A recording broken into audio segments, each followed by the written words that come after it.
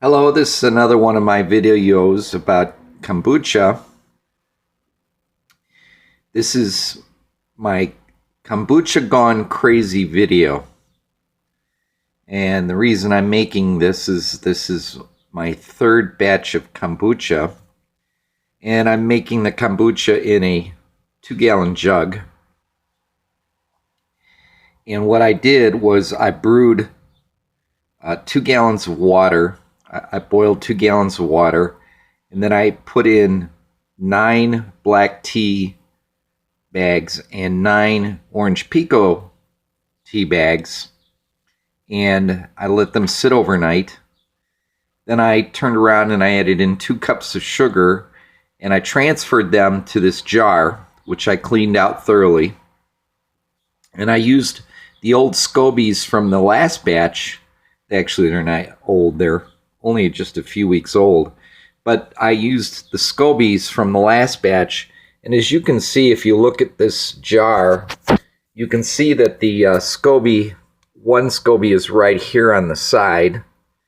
And the other SCOBY is on the top. Now, the reason I threw them both in there is because I had plenty of head space to use for this project, because I don't have a SCOBY home, a SCOBY house. So I put both the SCOBYs into the 2-gallon jug because I had plenty of headspace up here to put the SCOBYs in. What I didn't realize what was going to happen was this is the baby SCOBY from the last jar, and down below that is the mother SCOBY, and the mother SCOBY originally just sank to the bottom. But the CO2 is building up so high inside this jar right now that it literally picked up the top SCOBY and pushed it all the way up to the top of the jar. And right in here between the fingers, you can see where the CO2 is bubbling up into the top of the jar. And it's almost up to the fabric that's on the top, protecting the kombucha from any infestations getting into it. Look how big this SCOBY has gotten. This used to be a small baby SCOBY, and it's now full-size mother SCOBY. And then there's another SCOBY turned sideways in here. And what we have here is little fingers of growth off of this thing. We have bubbles here from CO2 bubbling up. CO2 has built up underneath the SCOBY and has just pushed it to the top of the jar. As you can see, it's the black tea. This is 3 days old. And you can see that it's bubbling quite a bit right here. It's bubbling up in here where it's reached the top of the bottle. And see, originally, when I poured this liquid in here, this liquid was actually down here at this rim. But everything the CO2 has built up so much in this SCOBY is acting like a parachute that it's trapping gas and it's pushing fluid even up to the top of the rim here on the bottle, inside here. So this is 3 days of brew, of fermentation. Now this bottle over here, you can see there is a rim of fuzzy bubbles over here. What this is, and you can see this is actually a lighter color tea.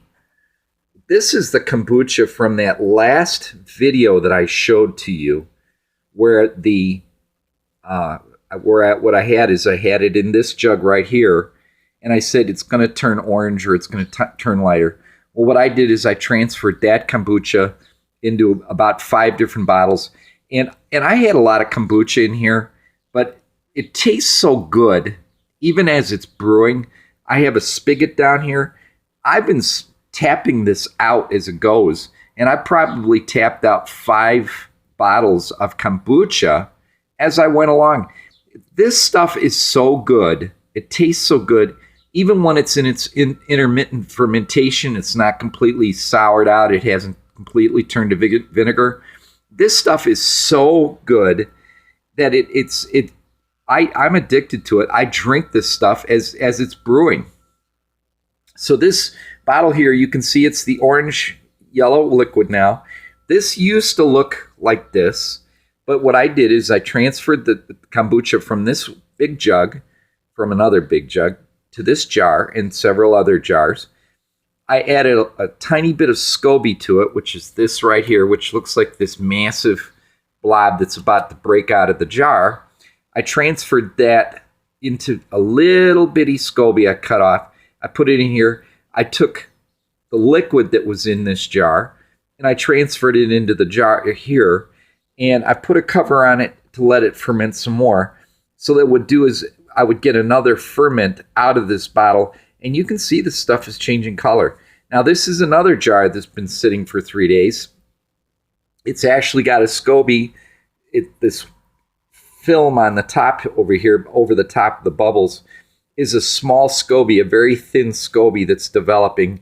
And it's actually make its own SCOBY inside this jar. And it's fizzing, it's bubbling like crazy. You can't see it that the bubbles are, but they're little tiny bubbles that are, and they're collecting up here on the top of the rim. So that's my third batch of SCOBY. Third batch of kombucha. This is an unedited video, so it's not perfect. I don't have everything. I'm not going from a script.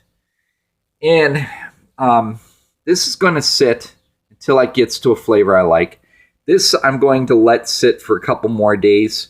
I'm going to let that SCOBY thicken up there. And I'm going to pull that little baby SCOBY out. I'm going to dump another teaspoon of sugar in there. Oh, by the way, what I did with this is when I transferred this out of the jug, I took and put a teaspoon of white sugar, just ordinary sugar, into this mixture with the SCOBY, with the liquid, and let it ferment again. Now this is not a true second ferment. This is actually fermenting what was already fermented. Then what I'll do is I'll just pull this white cover off. I'll put a cap on there and I'll let it sit a couple days. It'll build up pressure in here and it'll build up fermentation pressure. Then I'll put it in the refrigerator and then I'll drink it. So that's my kombucha. It's easy to do. All I did here was it's 2 gallons of water. I boiled it. I threw in 18 tea bags. 9 were black tea. 9 were orange pico. I let them sit overnight in the water. Pulled it out. I strained it.